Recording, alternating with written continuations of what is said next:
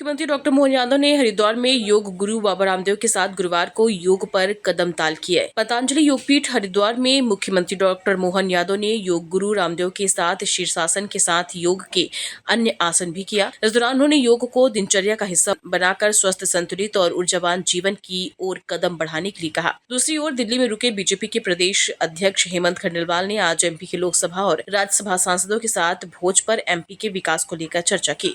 CM doctor Mohan Yadav बुधवार से उत्तराखंड में हरिद्वार में है। आज सुबह सीएम ने पतंजलि योगपीठ हरिद्वार में योग गुरु स्वामी रामदेव के साथ योग अभ्यास कर अनुशासन, आत्मबल और स्वस्थ जीवन शैली का प्रेरक उदाहरण दिया। वहां उन्होंने कन्या गुरुकुल का दौरा किया और यहां संस्कार, साधन और सकारात्मक ऊर्जा से परिपूर्ण वातावरण का अनुभव किया। इस दौरान सीएम ने कहा कि प्रधानमंत्री नरेंद्र मोदी के दूरदर्शी नेतृत्व में योग भारत की प्राचीन परंपरा से वैश्विक जन आंदोलन बन चुका है। बोले गंगा महारानी की।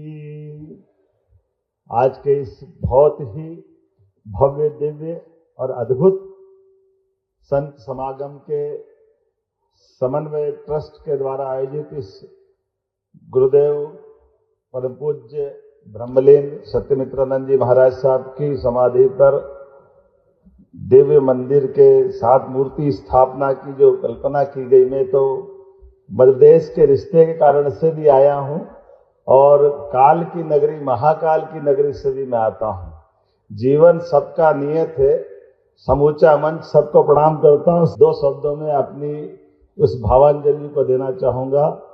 हम सब के लिए परमात्मा की दया से एक संत जिस प्रकार से अपने जीवन की धारा तय करने के लिए आगे बढ़ते हैं, और वो भी उस धारा जहां उनको शंकराचार्य जैसा नाम दिया, तो भी शंकराचार्य के पद के बारे में भी निर्णय कर लिया कि कोई जरूरी नहीं। लोग कल्पना करते कि जीवन में कोई एक बार शंकराचार्य बन जाए तो वो शंकराचार्य का क्या पद है, क्या महत्व, सनातन संस्कृति में किसी से छिपा हुआ नहीं। लेकिन धारा के अलग जाकर के, जैसे आपने कहा विदेश यात्रा जाना है, ऐसे ही एक नहीं, यहाँ पहली बार रामदेव महाराज ने कहा कि लिफ्ट के आधार पर भारत माता का मंदिर बनाओ। हरिद्वार सच में गंगा के किनारे, हरिद्वार में हमारी भारत माता के उस संदर्भ से जोड़ करके उस काल में भी एहसास कराया कि अदरवाइज मंदिर की कल्पना कोई ऐसी हो ही नहीं सकती।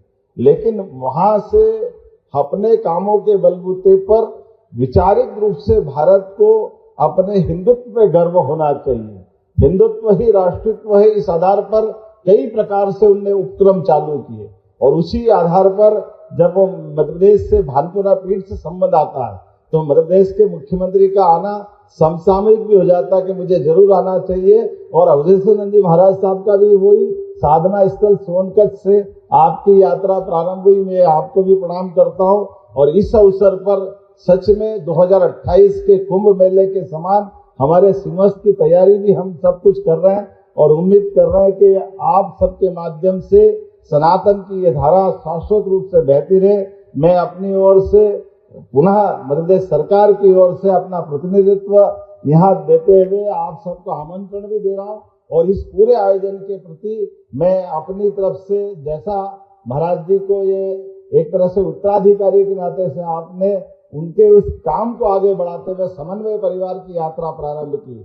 सच में ये मैंने प्रारंभ में कहा कि महाकाल की यात्रा, काल अर्थात जीवन के प्रत्येक क्षण में सदकार्य करते हुए, सद प्रेरणा देते हुए महाराज जी ने जो अपना जीवन पूरा किया, सत्यमित्रानंद महाराज सदैव हमको स्मरण रहते रहेंगे। और इस पूरे आयोजन के लिए मेरी अपनी ओर से आपको महाराज जी बधाई, और आपके माध्यम से मध्य प्रदेश सरकार के आधार पर भी अगर आपको और कोई प्रकल्प प्रारंभ करना है मध्य प्रदेश में, तो मैं सरकार की ओर से आपको इस तरह से आश्वस्त करता हूं कि जहां आप जो इशारा करेंगे सरकार वहां खड़ी रहेगी। और अपनी ओर से पुनः आप सबको बधाई, मेरी अपनी ओर से आप सबको नमस्कार।